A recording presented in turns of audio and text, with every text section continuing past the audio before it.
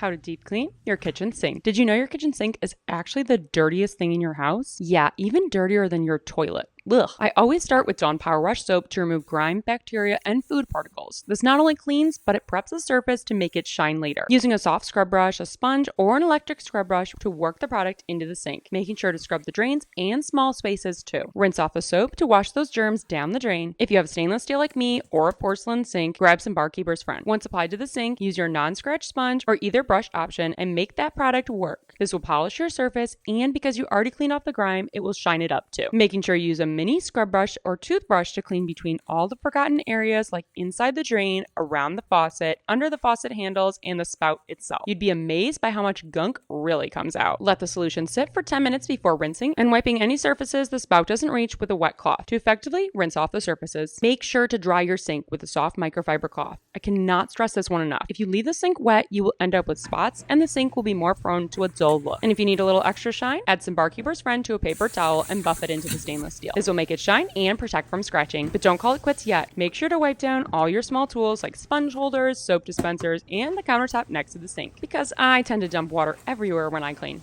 Oops. Plus, it's a great time to disinfect or change out your sponges because these bad boys are nasty. And don't forget the towels too. Just like that, you're all done. A shiny, beautiful, and clean sink. Like and follow for more cleaning tips.